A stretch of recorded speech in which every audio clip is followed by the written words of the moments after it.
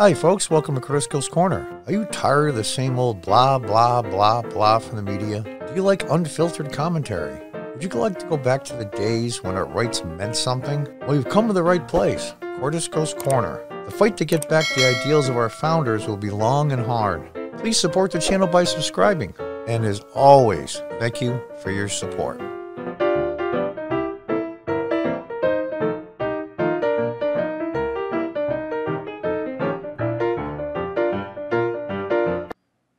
Hi folks, welcome back to Cortisco's Corner.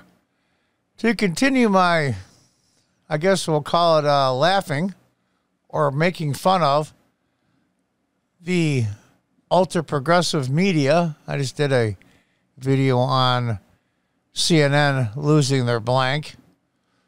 We go to VOX. You know, and this is what this article's picture is. Somebody in CPAC with a mask on with a Trump mouth. It's a joke. But look how hideous that looks. And that's their picture in their lead story here.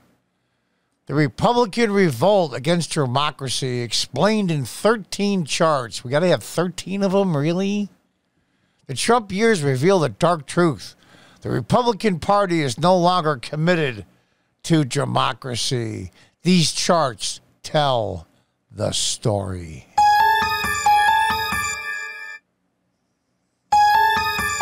It's incredible to me. The Republican Party is the biggest threat to American democracy today. It is a radical obstructionist faction that has become hostile to the most basic democratic norm, that the other side should get to yield power when it wins elections. That the other side should get to yield power when it wins elections. It's not yielding power. It's called working together. These guys are so effed. They are so flat earthers. It's amazing to me. I'm just going to laugh at all of this. We're not going to go through the whole articles. First of all, I wouldn't do that to my subscribers. And second of all, I wouldn't do that to myself. A few years ago, these statements may have sounded like partisan Democratic hyperbole. But in the wake of the January 6th attack on the Capitol, here we go. The insurrection. If that was an insurrection, it sucked. If anything, it damaged Trump a lot. Idiots. There's almost 400,000 people at that rally. And if Trump had said, storm the Bastille, let's get them, and 100,000 stormed the Capitol, it would have the place would have got knocked down. And I probably would have voted for impeachment too if I was a senator. But it didn't happen. My God, they're like a dog with a bone. COVID. Can't do this, can't do that. Got to change the rules for this. We got to change the rules for voting for that. We got to do this. We got to take people's freedoms away for COVID. Now it's January 6th attack, the insurrection, January 6th. Jesus, give it a rest. And Trump's acquittal in the Senate on the charge of inciting it, they seem more like a plain description of where we're at as a country. Oh, God. Who wrote this? Zach, I'm not familiar with VOX personnel. Beauchamp? Oh, God. Below are 13 charts. Oh, please. We're not going to see all 13. That illustrate the depth of the problem and how we got here. The story they tell is sobering. I got to do my sound effect. Sorry. At every level, from the elite down to the rank and file voters, the party is permeated with anti-democratic political attitudes and agendas. My God, these guys, I've seen, I thought the CNN one was bad. Talk about deflection. This is exactly what they're doing. And the prospects for rescuing the Republican Party, at least in the short term, look grim indeed. Today's Republicans really hate Democrats and democracy. Well, we'll go through the first couple of charts. I'm not going to put you through all 13. I'll breeze through them if you want to stop the video just to laugh. Trump supporters have embraced anti-democratic ideas. You mean like legal voting? Like voting on election day? Like having free and fair elections? That kind of about when the commander-in-chief gives an order to the military that they do it. I mean, that kind of anti-democratic stuff. Trump supporters' election fraud claims, almost 100%. Distrust of the 2020 presidential election results looks like about the same. Didn't believe voting shouldn't be easier. Well, no, it should be made more secure. Distrust the 2020 congressional election results. Want a third term for Trump. What third term? Last time I looked, Biden was in the Oval. Now, this is really funny because when I saw a real poll, I don't know where they get these numbers from, I really don't, and it's all BS. It's all bull. Trying to clean up my language. They surveyed a real poll company, I forgot who they were, asked Republicans and conservatives what their top concerns were. And number one was immigration, number two was economy, and they listed them all. They asked Democrats, leftists, and progressives the same question. What is your biggest concern? And they said Trump supporters first, Republicans and conservatives second. It's exactly what they're doing. It's a deflection. The chart shows results from a two-part survey conducted in the late 2020 and early 2021 of hardcore Trump supporters. Oh, they must be the cult members. Where's Jim Jones when you need him, you know? The political scientists behind this survey, Rachel Blum and Christian Parker, identified so-called mega voters. Political scientists. This isn't a real poll. It's two ultra-progressive, left-wing university or academic nut bars. But let's read on anyway. Identified so-called mega voters. Oh, I got to do my thing here. By their activity on pro-Trump Facebook pages. Oh. Their subjects are engaged and committed Republican partisans, disproportionately likely to influence conflicts within the party, like primary elections. Oh, I'm sure that the progressives and leftists give a good damn who the hell wins that Republican primary. These voters, according to Blum and Parker, are hostile to bedrock democratic principles. Oh, so they cherry-picked some really hardcore Trump supporters off of social media with absolutely no scientific methods for polling or surveys or anything. They even go further than merely believing the 2020 election was stolen. A nearly unanimous view among the bunch.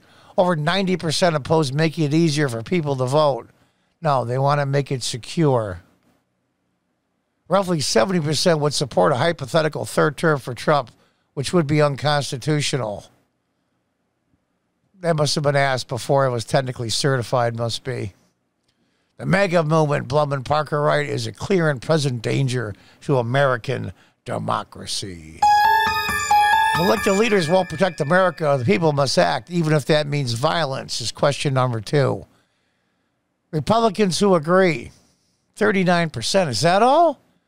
If elected leaders won't protect your country, the Republicans should have answered, even if that means violence, if our country's in danger, it should be 100%. Democrats who agree should be 100%. American Perspective Survey. We'll just go through some of these because I'm not going to, just reading this, I think we're losing brain cells. Well, let's continue. Republicans see Democrats as something worse than mere rivals. Republicans who consider Democrats as enemies, political opposition. Actually, the funny part is that real survey by a real pollster and a real people that do surveys said that number one issue with Democrats, leftists, and progressives was Trump supporters. While the Republicans and conservatives said the number one issue is immigration, number two, the economy. Democrats who consider Republicans as enemies, 41. Political opposition, 59. Oh, a CBS poll. Jesus. Look at all that. You can stop the video if you want. But in the United States today, hyperpolarization is undoing this basic democratic premise. Sizable numbers of Americans on each side see the members of the other party not as political opponents, but as existential threats. And that's the issue. Why does it seem more polarizing now than before, even though it's not? Because the Republicans at the state and especially at the national level are spineless twerps that let the leftists and the progressives and the Democrats say anything they want to, just vile, nasty stuff. They did it to me here in upstate New York, ruined my business. That's okay. That's their prerogative. That's the way the cards fell. And Republicans could not stand up. They go, well, that's not really right. It's, what's that skit they used to do in the old Saturday Night Live? Rick and Judy Whiner. They just whine about how mean Democrats are. They never fought back. You might not like Trump. You might not like his style. But he taught Republicans finally, at least got a good effort, a percentage of them, to fight back. And that's why it's more polarizing. Republicans dislike compromise. You idiots. Donald Trump is known as one of the #1 deal makers in the entire freaking world. And when he was in there, you guys would not sit down with him. He would love to make a deal. That's what he does. That way he could take credit for it too. Guys are idiots. Idiots. America's founder designed our political system around compromise. You got a serious set of balls who wrote this. To even say this on VOX? To say what? And try to impeach a president twice? For nothing? Do you spy on a presidential candidate and then president and lie to a FISA court? That sounds like compromise to you? To say you want to add states so you can pad the Senate total from 50-50? That sound like compromise to you? To stack the Supreme Court and all the lower federal courts, that for a generation, maybe two, it's one-party rule? Does that sound like compromise to you? Did Pelosi or Chuck Schumer sit down with President Trump once in 4 years to work on some legislation together and compromise? No. What we got from the Democrats when it came for compromise is this. Crickets. Frickin' crickets. Republicans love the compromise, especially Trump. Let's just go through the rest of them here. The Republican Party is a global outlier. Oh, okay. So we're going to compare our politicians to the ultra left European Union, Australia, New Zealand. Are you kidding me? How about Venezuela, Central America, South America, Africa? How about communist China? Yeah, I'm glad they're outliers. Oh, gosh. You can stop the video and read this if you want to, but compared to our mainstream conservative parties in other wealthy democracies like Canada, CPC, or Germany's CDU, his closest peers are mostly uniformly radical right and anti-democratic parties. It's absolute nonsense. Oh, God. The Republican turn against democracy begins with race. Unbelievable. You know what the sad part about this is? I'm just going to go through this slowly. You can stop it if you want to. These people, here we go. A Yale paper uses a number of methods to examine the effect of partisanship and views on democracy. Methods are never scientific. Oh, God. The crucial impact of right-wing media. No Fox News with Fox News. Right-wing media. The progressives, the Democrats, and the leftists control over 90% of the media, all of the universities, 90% of high schools, 70, 80% of middle schools, and 100% of social media. And Fox is the problem? Are you, like my Italian grandma used to say, hey, what are you, a stupid? Incredible to me. The reason why that 10% influences almost half the country, Fox News and others, is because your agenda is bat blank crazy. How American political system creates space for Republicans to undermine democracy. They don't have a clue what democracy is. Oh, God. Some of the most consequential Republican attacks on democracy happen at the state level. Many states implemented voting restrictions in the past decade after Republicans gained ground in state elections. No, they made them safer and fairer. We can just walk in and say, hi, I'm Joe Blow. Let me fill this out. You have an ID? Nope. Do you have a current address where you live in the area you want to vote in? Nope. Are you registered anywhere else? None of your business. Okay, here we go, sir. Fill this out. Oh, how about we do it online? You have to have any identification at all, especially with the mail-ins. Oh, what a beauty. How about you come in and vote? No signature verification.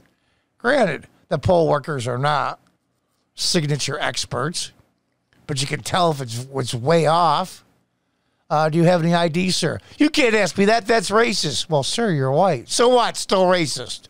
That's for other people that come in. You're trying to suppress brown and black people from voting. Oh, okay. Whatever.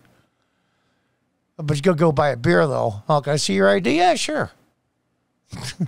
It's amazing to me. It really is. Conservative control of the Supreme Court enabled this state-level push. The rise of the filibuster in the 60-vote Senate. Cloture of votes to end debate through. They've used the 60-vote filibuster thing for decades. Oh, God. Support Trump impeachment. Look at these Republicans. They didn't support Trump, any of his impeachment, 8%. That means 92 of them are evil and looking to destroy this democracy. Actually, idiots, it's not a democracy. It's a constitutional republic. Oh, God. Let's go through this. Trump and Trumpism could return in 2024, which is their biggest nightmare, by the way. Republican support for presidential candidates in 2024 presidential primary. This one actually might be accurate by accident. Morning Consult poll. What the hell that means in English? Like I said, I'll breeze through this. You can stop the video for everyone. Oh, why don't we sign up for the Weeds newsletter? A new round of voter suppression bills and extreme gerrymandering in electorally vital states like Georgia and Texas. It's very hard to see how any of this could get better. It's very easy how it could get worse. So there you go. Why don't you sign up for the newsletter, folks? Get the rest of this BS. I thought the CNN one I did was bad. But I didn't go through all 13. I wouldn't put you through that. I'm kind of sorry in a way that I put you through this, but in a weird way, too, I wanted to make fun of these people because it's about time somebody did. And granted, I have a small channel. And look at the picture they have on here. My God, my God. This is just clickbait. The picture's clickbait. They're losing money. Their revenue is plummeting because they're not getting the views on cable news and on their websites. On their Twitter, Facebook accounts. They're just not getting them anymore. Fox, you suck. It's as simple as that. Anyway, folks, just wanted to make a couple of episodes on the ultra stupidity. But you know what the crazy part is with these flat earthers? I used to think at the beginning that this was just hyperbolic to make money and to score political points and all that crap. These morons actually believe this. They are mentally ill. Take Trump out of the equation. This is just off the hook. It's just completely off the hook. And, of course, him speaking at CPAC triggered them all. I wonder how many medications will be prescribed this week in the country because these ultra-flat earthers saw Trump make a speech. Jesus. I used to feel sorry for him. Now I just wish they'd go the F away. Until next time, folks, goodbye and good luck.